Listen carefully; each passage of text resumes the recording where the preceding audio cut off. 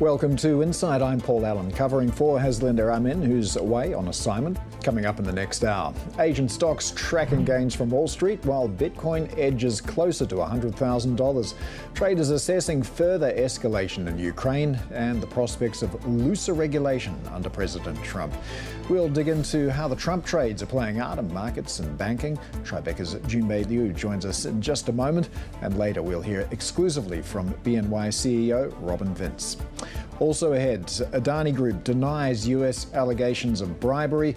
We'll assess the fallout of the DOJ charges for investors and the Modi government. Plus, Trip.com CEO Jane Sun joins us with the global travel outlook for the holidays and into 2025. Right, let's get to the latest on US President-elect Donald Trump's cabinet picks. He's nominating Florida Attorney General Pam Bondi to run the Justice Department after his first choice, Matt Gaetz, withdrew from consideration. Gaetz came under intense scrutiny, of course, over a long-running House Ethics Committee investigation into allegations that he engaged in sexual misconduct. Meanwhile, the search for a Treasury Secretary remains in flux. President-elect Trump is telling allies and advisors that he's yet to be completely sold on the candidates that he's interviewed so far. Hedge fund executive Scott Bessent, Apollo Global Management executive Mark Rowan, and former Federal Reserve Governor Kevin Warsh all met with Trump on Wednesday. Earlier, we asked BNY CEO Robin Vince about his thoughts on the contenders. Treasury Secretary is a very important role, somebody who understands capital markets, somebody who understands trade, which is clearly very important to President Trump, and somebody who can really help to make sure that they're on the agenda of making the American economy be everything that it can be. And so it's that. Let's hope that we get a candidate who ultimately will be able to do that, but it's great that there's a broad net here. Well, let's dig deeper into how markets are weighing those Trump picks with our next guest, who has risen to be one of Australia's most influential equities fund managers. We're joined by Mgmt Liu, portfolio manager at Tribeca Investment Partners. Mgmt, thanks as always for joining us. So used to seeing you here in Sydney, but you're there in Singapore today. The Treasury Secretary job, obviously everyone's got an opinion on this, so what's yours? Look, absolutely. Well, thank you so much for having me. It's fantastic to be at your Singapore office. Look, my view is that it'll be a very incredibly important role, and it is, and particularly for Trump, where trade is going to be at the center of his policy. Look, we're still waiting to see what comes through. But for markets, I think so far the contenders certainly have been some of the market favorites. So a market, I think it's reasonably safe to say, we're in good hands here. So there's some discussion also around what fiscal policy might look like under the next Trump administration as well, the risk that it could be inflationary. What are your expectations around spending and both the short and long-term implications for US assets? Look, absolutely. Look, from the first look or even the previous prediction of what the Trump previous policy was and some of his rhetoric during the election campaign is that certainly there will be tax cuts, there will be some of the, pro-business, anti-regulation, deregulation in the financial space. I think all of that is going to be certainly give a short-term boost to the economy. However, it's, as you said, it's going to put pressure, upward pressure on the inflation, and hence why we see a pretty strong rally across the US dollars in recent weeks. But I do think that the market is now taking a bit of a more pragmatic approach. Let's see what he really comes through, and let's see whether there will be, significant trade war or tariff, which, as we know, if a tariff is going to be as high as he suggested, clearly it's going to be very negative, on the consumer and on the US consumer as well as the inflation. So let's see what he does, and from then on, then we can really draw a conclusion of what a fine really means. But one thing for sure, though, he is pro-business. He is going to deregulate, reduce a lot of regulation across the financial services sector in terms of the U.S. banking system. We do think that will give a bit of a tailwind and boost to that sector for 2025. Even though we're already seeing the financials running quite hard, but I do think that 2025 is continue to be going to be a bit of boost for certainly the U.S. Financial sector. Mm-hmm. Well, these sorts of conversations are obviously clouding the picture for the Fed as well, and it's a bit of a coin toss heading into the final meeting of the year. What do you expect we're going to see in terms of the Fed's next move? Yeah, look, we certainly think the next move is going to be down, and there isn't any much question about at this stage, certainly without any new information about the new policies. But now we do place a slightly less than 50% chance for the rate cut in December this year, simply because look, the economy is holding up pretty well in the U.S. In a way, it's not a bad thing.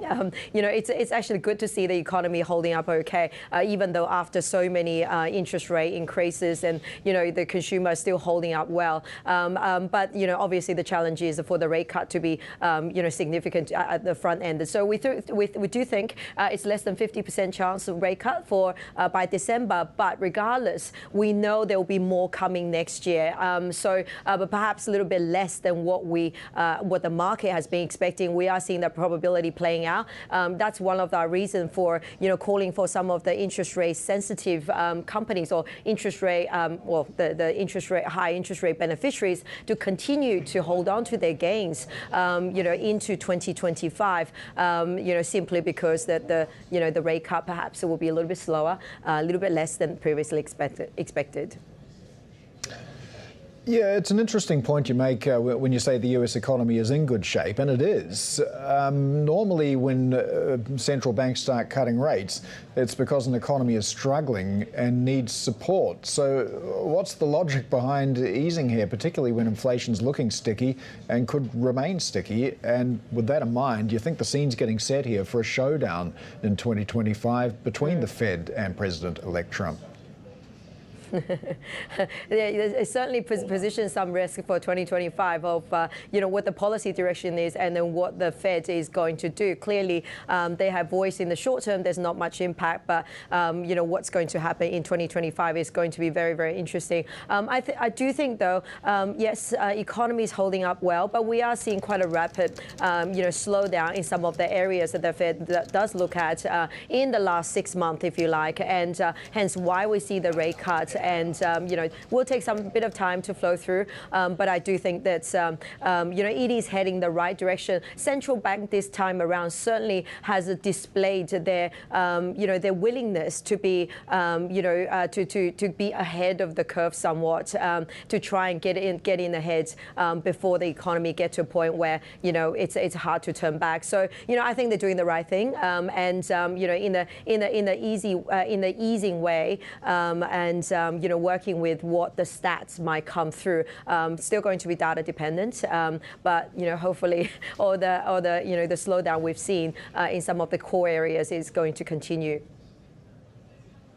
Well, you've described your enthusiasm for some of those US financial names in this kind of environment, but we also have a very, very strong US dollar. How is that informing your approach to opportunities in the rest of the world, particularly Asia? Yeah, look, I do think that Asia represents fantastic opportunity, just given the valuation differential and and then the leadership. I think in the next 12 months, the sector leadership in the next 12 months, what might play out. We think the rotation will continue. It's if anything is going to gather momentum. Rotation from large to smaller caps, from the high valuation to slightly lower valuation companies. Rotating from more defensive companies into more cyclical companies. We've seen quite a lot of that rotation already taking place, but we just sort of still very at that very early stage of moving into some of those names. So, and I do think the Asian markets looks very attractive. We come from Australian market. We think Australian market look fantastic, and not only it looks it looks a lot cheaper, and also it gives you that exposure or lower delta play into the Chinese market should that does return. And we do think it will, just a slower pace than what expected. Surely 2025 will be a much better year for for the China market and China economy. Hence that Australian market is well leveraged into that, while at the same time provide very good income, good cyclical exposure, and good financial exposure as well. Yeah, just in terms of getting exposure to Chinese assets, they're certainly very cheap at the moment, also cheap for a reason. Are you brave enough to jump in here with a mind to the long game? Well, I certainly think so. Look, you've got to be a little bit selective of where you go. I still think that you've got to, with investing in the China stock and, China-related stock, it very much has to follow where the policy is going, where the government is trying to stimulate and the like. So I certainly think, areas like property is going to be very difficult because even though the slowdown has, or the fall has sort of seems to have stabilized, but, we think for them to come out of all that glut of excess inventory is going to take multiple years of time to really get over those. But we do think, consumer is a place that China is trying very hard to stimulate. If the trade is going to become more difficult, high tariff and the like, there will be more stimulus, and it's going to be very much targeted to small businesses and the consumer sector. So certainly be very exposed to, to those names. And I do think these are that where the opportunity is. And of course, you're moving into renewables and a few other policy focus area, you should generate very, very strong return in the next 12 months. We've seen a bit of nervousness in the past couple of days, particularly in terms of the escalation of the conflict in Ukraine. How are you watching this situation? How are you hedging around that? And how do you see it evolving? Look, it's, with more escalation, it certainly will mean that the risk appetite would reduce. So, a couple of days when we have quite a severe, headline, we are seeing the share market actually, go into risk off, but in a small way, only a few percent that falls. But it certainly is something that makes investors a little bit more cautious heading into the year end. So usually, we all know December is a Santa rally. We're still of the view December is a good month. You head into a Christmas period and share price generally track higher. But if we have this escalation of, what's happening geopolitically, we will have risk off. People will take money off the table, given how well it's done so far this year. We may have a more volatile December leading into Christmas. So this is something that, we sort of just keep at back of our mind. What it also does is that it will also create a bit more, I guess, the oil volatility, oil prices volatility. The oil prices so far this year or last year or last 18 months or so has been pretty weak, and that's been very supportive to boost or give you another tailwind to the global sort of recovery. But should that then escalate, provide spike, it could then dampen the future growth. All right, Junbei Liu of Tribeca Investment Partners is sticking around. Still ahead, the Adani Group denies US prosecutors' allegations of bribery, calling them baseless. We'll have the latest on that controversy live from Mumbai next. This is Bloomberg.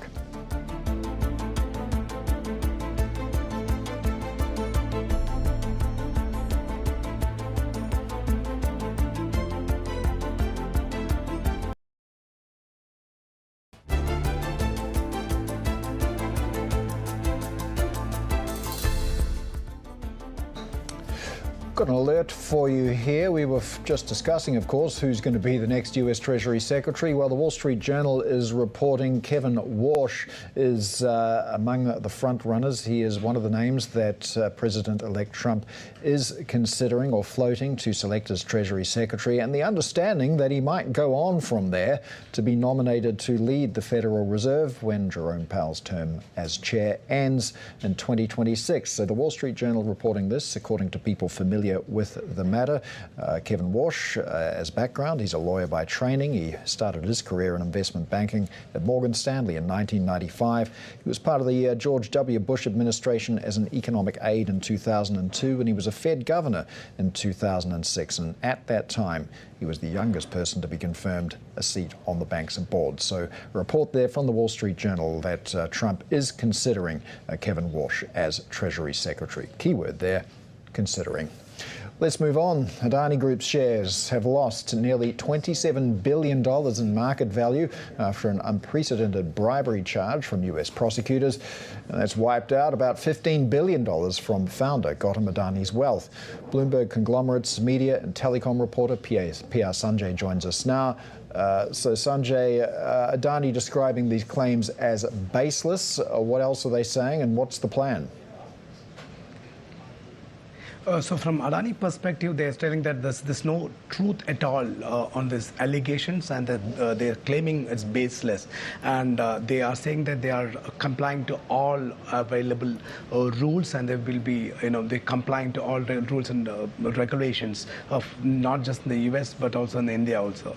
And they are also seeking legal recourse, and they are talking to their US officers and legal experts to sort out this issue. And they are also intensifying the efforts to reach out to their investors and other stakeholders to cool off and to send out the messages that there are enough cash flows to support their ongoing projects, and they are contesting these kind of allegations which they claim as baseless. That's from the part of Adani, but this is a great weapon, a critical weapon for opposition parties in the country. Yesterday, leader of opposition party Rahul Gandhi has demanded an immediate arrest of the Adani Group chairman Gautam Adani, and we are expecting that this will be intensifying, this will getting more legs today, with other parties will be joining in this bandwagon, demanding for the arrest or making this huge issue, because Gautam Adani, the chairman of Adani Group, seems to be very close to Indian Prime Minister Narendra Modi. And most recently, this credit agencies, including Standard & Poor, has made outlook negative for Adani Ports and Special Economic Zone Limited and Adani Electricity Limited, etc. So there could be more credit rating agencies coming and turning their outlook into negative. So this will force Adani Group to reach out to investors and stakeholders to explain their cash positions, etc. So it is a developing story. Things are moving very fast. Yes, Sanjay, can you give us a bit more of a sense of how this story is being received in India by domestic Indian investors, by the Indian media? And you mentioned that political dimension as well. Is there potential for this to spill over into India-US relations? Yeah, so it's a great question. So Indian media is actually celebrating, all, including the language press. Adani's story was hit on the front pages, and we could see that several, language press have carried the story in their editorial page as well, which will be having a far-reaching implication, because the Indian parliamentary session is around the corner. So there could be huge uproar in this parliament, the houses, what we are expecting, and they would be demanding an immediate arrest, because this is a great weapon for them, for opposition parties, since parliamentary session is going to be around the corner. So, during these elections also, the main weapon was like the connection of Adani's and Ambani's with the Indian Prime Minister. And but more far-reaching implication would be on the funding requirements and cash flow and further funding requirements of Adani, how that is going to be impacted with this kind of allegation, and how efficiently Adani could, tide over this crisis, and how they can raise funds. That's going to be, we will have to wait and watch. All right, Bloomberg Conglomerate's media and telecom reporter PR Sanjay in Mumbai. Let's get some more on the potential fallout from the Adani allegations. Let's get back to Junbei Liu, portfolio manager at Tribeca Investment Partners. Junbei, I'm sure you're following this story closely, as are the rest of it. We've seen Adani stocks and bonds plunge following this, almost $30 billion in value now wiped. How do you view the Adani Group at this point, and the Indian matrix of assets more generally? Look, I do think that there has been significant interest in the the Indian actually market, just because it's been doing really well, and it's independent from the growth driver of China and the rest of Asia. So it's been attracted a lot of investor interest, but particularly to Adani. Look, I think when these sort of allegations come through, bit like what happened last year when some of the allegation came through, it is very, very difficult for minority investors investors or any institutional investor to say that we're 100% comfortable with that there's no wrongdoing. So my view is that there will be, as is displayed by the share price fall, the institutional investors sort of taking the capital off the table. There is just so much uncertainty, too much uncertainty for anyone to really to say, the share price will recover and it's all going to be fine. I think investment in that business is just incredibly difficult at this stage. There are, of course, a lot of other companies around the world that are exposed to the Adani story. And here in Australia, we have GQG Partners. They've been buying Adani stock in the wake of this to protect its own stock. Are these sorts of strategies sustainable? Yeah, that's a really good question, right? So look, GQG share price yesterday fell more than 24%, and that's more than what Adani share price has fallen. And in fact, the company GQG came out and said it's less than 10% of their entire portfolio. So the overall impact to their portfolio is not that large. But I absolutely agree with you. I do think that at this point, if GQG is not selling those shares, they certainly feel that they have insight into what is to come. So, my view is that as GQG investment, they may seriously have a look at maybe potentially exiting their strategy. They certainly have done very well last year when they took the position when the Adani went through first bit of wobble, and they've generated good return. I hope that investors at GQG has crystallized those gains and moving on and put it into some other markets where they generate fantastic returns. I just want to get your view also on one of the questions I put to Sanjay there. Obviously, this emerges as a potential point of tension between the Indian and the US governments. Can you see a scenario where life could potentially get a little bit harder for investors who want exposure to the India story? There is a possibility. I think that this is the wider ramification that it might slow down the sort of capital flow now all rushing into India. Absolutely, and we have to really to see what may unfold and whether Trump may take an interest in what might happen from that front. So yeah, we're waiting to see perhaps more detail in what is to come. Just very quickly, Junbei, what's your exposure to India at the moment? Are you looking for more? What areas are you looking at? Look, I think India has done very well, and if anything, Indian equity is actually quite expensive. As I said, they provide a fantastic diversification to the rest of Asia Pac. But my view is that that you've got enough. You've got Japan looking very interesting, and you've got China potentially on the way back up. You've got a couple of other interesting markets over there. I do think that this probably dampened a little bit of enthusiasm. As I touched on before, Indian market is becoming quite expensive in terms of valuation. All right, Junbei Liu of Tribeca Investment Partners, thanks as always for joining us with your insights. Just want to check a couple of assets before we head to the break. We've got Baidu losing some ground in Hong Kong at the moment, although it has pared some of its losses. Baidu revenue dropping 3% to 33.6 billion yuan. That was in line with analyst projections, but really illustrative of China's economic downturn weighing on Baidu's AI-focused growth strategy. Up next, we're going to get insight on global travel trends with the CEO of Trip.com. Do stay with us. This is Bloomberg.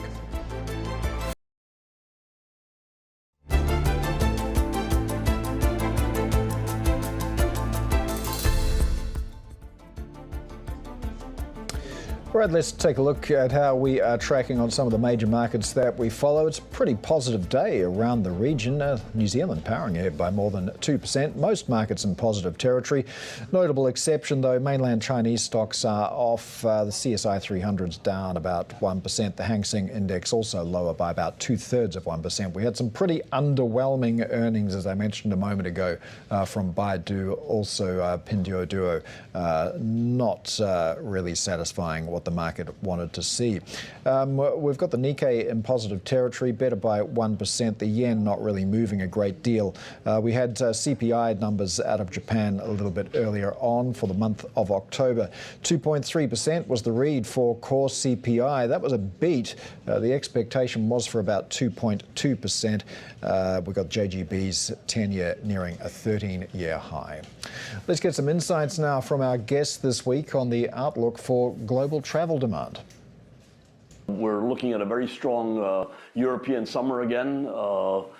Coming up in 2025. The first quarter is very strong. Put a number to it, I think we would expect to see double-digit profit growth this coming year. Actually, it is no longer revenge travel. I would say it's resilient demand. Travel is a socio-economic necessity, and people travel for business. People travel for various reasons, for work, looking for work, and working in other parts of the world. At the same time, for leisure. Leisure is really booming within the Asia-Pacific region. So the demand is there. And in terms of travel, we are seeing signs of improvement across Asia. In the gambling hub of Macau, total visitor arrivals jumped almost 14% in October from a year ago. Numbers are now almost back to pre-pandemic levels. Looking more closely at the data, we see major increases in both international visitor arrivals and from mainland China. Singapore also seeing an influx of visitors. Data today showing a 14% increase in total arrivals in the latest quarter. There's building optimism as well in Singapore's economy. The government now raising its growth forecast for the year to 3.5%. Well, our next guest runs a global travel platform with a suite of travel products and services and travel content. Joining us now is Jane Sun, CEO of Trip.com Group, which recently reported revenue for the third quarter that beat the average analyst estimate. Jane, thanks so much for joining us. I want to talk about your results in a moment, but first I just want to get a sense of your opinion of the state of play in terms of China travel. Can you give us a sense of where we are in terms of the recovery in China? We've got inbound travel still below 2019 levels. Do you see that changing anytime soon? Yes, the government have been implementing a lot of policies to support the inbound travel. We have given more than 30 countries free visa. We also enable the foreign visitors to use their foreign credit card to attach to Alipay or WeChat Pay. So lots of measures have been taken to place. The more open our border policies is, the more people will come. Do you feel consumers are spending more confidently rather than cautiously on domestic travel? Yes, domestic travel also is very resilient. We are looking at people from big cities going into the remote area, which brings more job opportunities and economic prosperity into these villages. What sort of impact are you seeing, if any, from the visa-free waivers so far, especially considering perhaps the flight connections aren't really there at the moment? The visa has a very strong implication for cross-border transactions. For inbound customers, we have seen 3-digit growth from the countries which are granted free visa. For outbound from China to the rest of the world, for example, Singapore, Malaysia, Thailand, UAE, all give free visa to the travelers from China. And we have a tremendous pickup for customers who have shown great interest in these countries. We haven't really seen international carriers returning to China yet. Why is that, and do you see that changing? There are two major reasons. The first one is that there is still bottleneck for people coming to Europe, for example. The visa applications still takes anywhere between 3 months to 6 months. So once the visa bottleneck is cleared, it will allow more Chinese travelers to come to Europe, and therefore the airlines will increase their capacity. So you mentioned Europe there. Is that among the top destinations for travellers from China at the moment, or are there others that are leading the way? Europe has so much to offer. It has beautiful history, very rich sightseeing, great food, lots of luxury brands. People are very interested in going. However, the visa application is still a little bit slow. So therefore, people choose to go to somewhere else. For example, during the Chinese New Year, the top 3 travel destinations are Australia, New Zealand, and South Africa, because in relative terms, people can get visas much easier for these countries. Well, you started off this year talking about global expansion. Has that been realized yet? It's in a process because customers want to travel, first of all, in domestic scope, and then they go to Asia. As our customers are moving more and more global, we want to make sure we provide the best service and best products for them. Well, as I mentioned at the beginning, your third quarter results were beat. Can you tell us a little bit more about your outlook? Our goal is to follow our customers' demands to make sure wherever they want to go, we provide them with the best inventory. We provide them with the global support. Travel is a very complex industry. Customer requires the on-time solution if they run into issues. So for Trip.com, for example, if customers run into issues such as a tsunami in Japan or a Middle East conflicts, we immediately will reach out to the customers within 2 minutes to make sure they're transferred to the safe place, offer hot meal, hot showers. The very next day, if they decide to come back to their home countries, we'll make nice arrangement for them. So we are very committed to providing the best service and best products for our customers. So customer service, obviously a focus. What are you doing to improve value for your investors?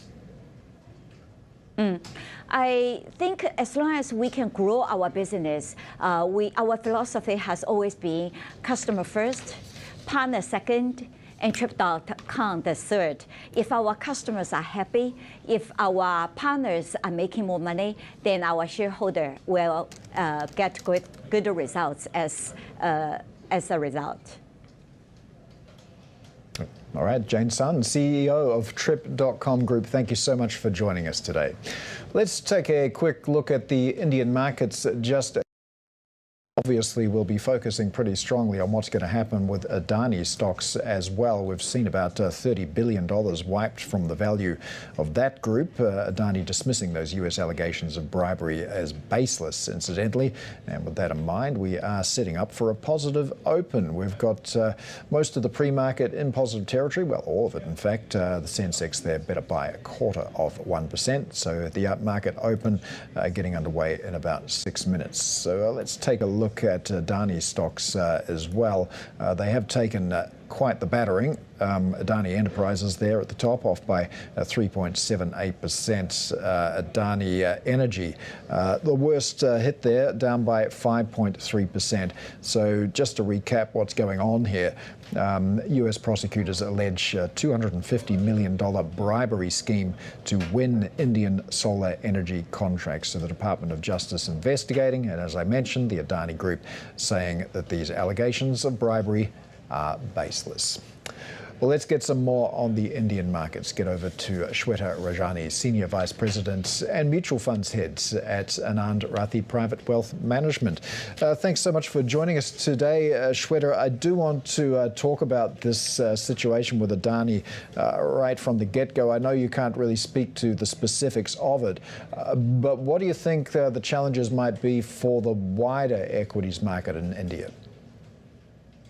Good morning, Paul. Like you mentioned, just yesterday, the markets fell by around 0.7%. Of course, the Adani episode was one event that triggered this sell-off, and it was also a broad-based sell-off that we noticed because, of course, investors were worried about what would be the cascading effects on banks who have an exposure to Adani. But it was I would say one more factor that contributed to the fall yesterday was the increased geopolitical tensions. Speaking specific, to a company which is less than 2% of the weightage, there may be, 1 or 2 days of an implication on it. But if I am talking about more, from a medium-term perspective, I think the broader fundamentals would come in play. And that right now is positive, whether I'm looking at economy, whether I'm looking at the fiscal position, all of that. So that would drive where the market would go, and all of those indicators are moving in the positive direction. So there may be a few-day impact of the Adani news. I don't think it would be too long-driven. Considering that these allegations have come from the Department of Justice of a foreign country, in this case the United States, is there any sense of nationalism among investors or the media when discussing this story?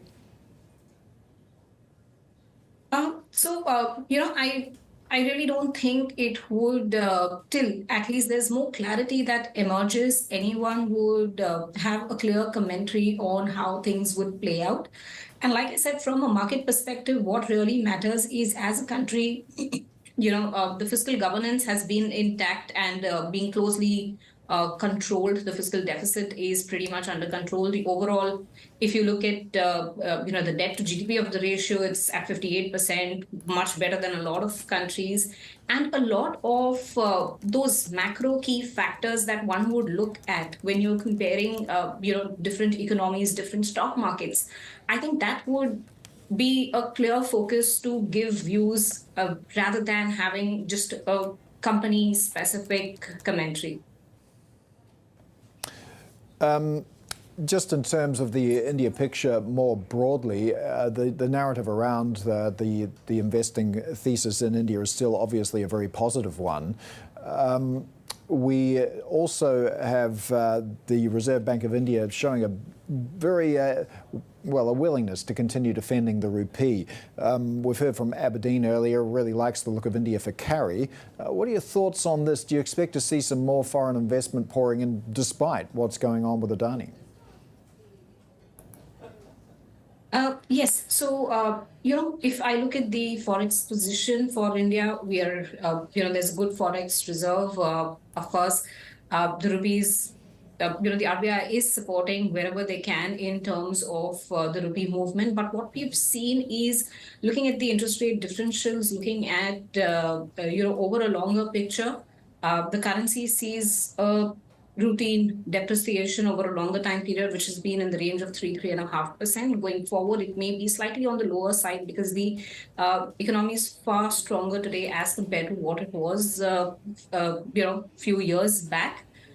So just a single episode of any particular company, right now it's Adani, it could be, some other company which is going through its regulatory issues, and of course time would emerge to say what kind of impact, if there is any impact, could take place. But to my view, I think any central government or economy would look at the facts and therefore take actions accordingly. So at this juncture, I think overall we would not see, till there is further clarity on this issue or how the case proceeds, to be any action here. Just as we wait for the market open, it's about a minute and a half away now. I just want to get your thoughts on when you see inflation in India moderating towards that 4% target, and kind of linked to that, do you think Shakti Kanta Das is going to get another term as governor? If you look at under his term and just specifically talking about near term, the last 2 quarters, the CPI numbers that came in were very well within the RBI's forecast. In the month of October, inflation shot up to 6.5%. If I just leave aside the month of October, then the average inflation is over around 4.6, 4.65. The projection is by March quarter end, which is March FY25. We would see inflation at around a 4.2% number. Now, the increase in the inflation to 6.5% was more to do because of an increase in the food inflation. Coming Jan, Feb, March, here again, the food inflation is expected to cool off a little, and a very high possibility, therefore, that we could get into what we call as RBI's comfort zone and very close to the RBI target estimate of 4%.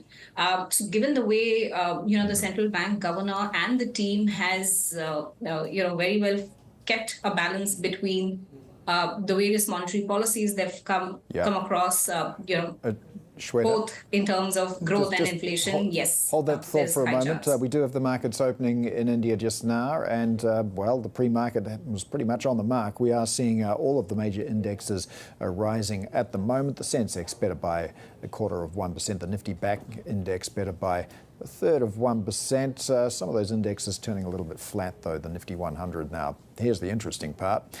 Different story when it comes to talking about Adani. The green energy unit now off by more than 9%. Adani Enterprises sinking as well by 5-6% now. The entire Adani Group of companies, as you might expect, turning weaker here. Shweta, I just want to get back to your views about this. It is playing out very much as you described. We're seeing the Adani complex of companies taking a real beating in the early going here, but the broader market performing quite well. Do you want to tell us a little bit more about what we're seeing here? Absolutely. Like I mentioned, the weightage of Adani is not so significant in the overall index, and the broader fundamentals are playing out. I'll just give you a few more data points. We were looking at the FII outflows yesterday, the domestic flows. Those were pretty much normal. The FII position in the short market is also indicating that there is a chance of their turning positive towards the Indian markets. The valuations are pretty much reasonable today after the 11% fall that we've seen from the peaks of September. So all this is playing out right now in the market, and that's where we are seeing flows supporting the kind of market movement also. It's interesting that this case that's been brought by US prosecutors is to do with bribery around winning Indian solar energy contracts, and I must stress that Adani does describe these claims as baseless. But if we look to the broader renewable energy story in India, how do you see this affecting the investment outlook for renewable energy? You're seeing a lot of IPOs at the moment.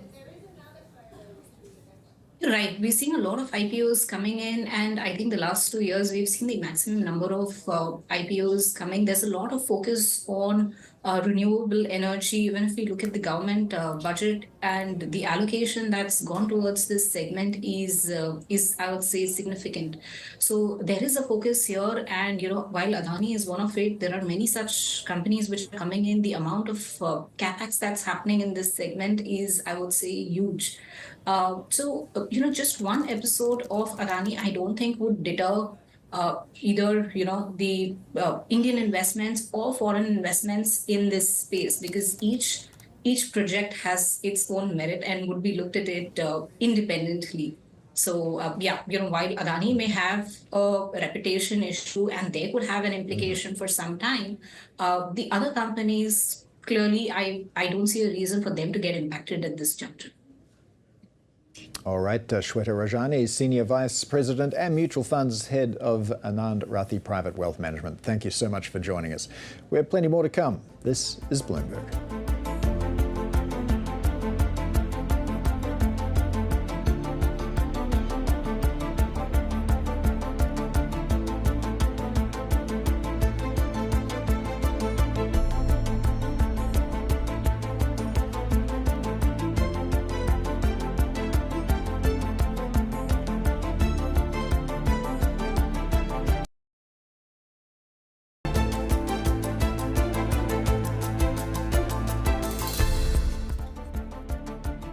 Welcome back. BNY CEO Robin Vince says he still has high hopes for the US economy despite President-elect Donald Trump's planned protectionist policies. He spoke exclusively with Bloomberg about how banks are preparing for Trump's second term. It's hard to predict the future, and so US exceptionalism has been a theme, and there's every reason to think that that theme could well continue. And President Trump said that he wants to continue to be able to power the US economy. Now, the whole process of trade is obviously a very controversial topic at the moment, but at the end of the day, What I think is reasonable is a good U.S. economy is a good thing for the rest of the world and is obviously a good thing for the United States. The banks cheered right after Trump won the election. I'm just wondering, now that the dust has settled, how do you assess how the banks will do under the Trump administration? Well, banks, particularly BNY, as we think about what we do in the world, we are inextricably linked with capital markets. As economies grow, as transaction volumes grow, as people want to borrow more money, they want to invest, they want to build infrastructure, all of those things are good for capital markets, and they're good for us as a really significant global capital markets bank. We are the largest at several things in capital markets. We provide critical infrastructure to capital markets to help other companies build their businesses. And so when economies perform and capital markets grow, it's good for the population, and it's also good for us and the other larger banks. Trump is pro-cryptocurrencies. Trump is pro-digital assets. You are invested in that space. How do you see that space progressing from here? I mean, we're already seeing Bitcoin surging to about $100,000 at this point in time. I tell you what we are, which is pro-innovation and pro-new developments, new technologies, things that are going to help to propel capital markets forward. So we're significant investors in AI, which we think is going to be very important, in real-time payments. We've done real-time payment things here in the region. We also care about the future of technology, including digital assets, distributed ledger technology, blockchain. We think those things could be interesting for capital markets. Now, Bitcoin and Ethereum are part of that, the actual cryptos, but it's actually the broader application of the technology to reinvent how the financial system works. That's very interesting. We're America's oldest bank, as you said earlier on, and so we've seen all of these technology innovations over the course of time. So being part of that innovation, that is important to us. So you're intending to invest more? We are investing in technology to be able to help our clients, and that includes digital asset technology. We provide custody capabilities for that. We also provide issuance services for that. And so our traditional businesses that we do for public markets, that we do for private markets, we also can do for tokenized markets.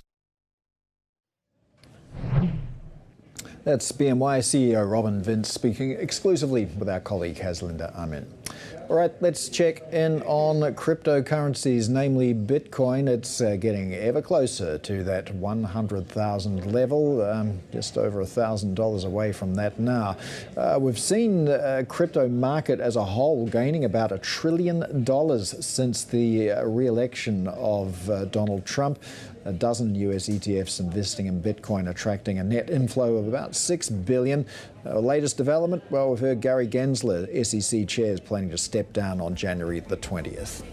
Before we go, here's a look at some of our guests for the next week. We're going to speak exclusively with Indonesian transport giant Bluebird about their outlook on the sector and progress on their EV transition plans. This is Bloomberg.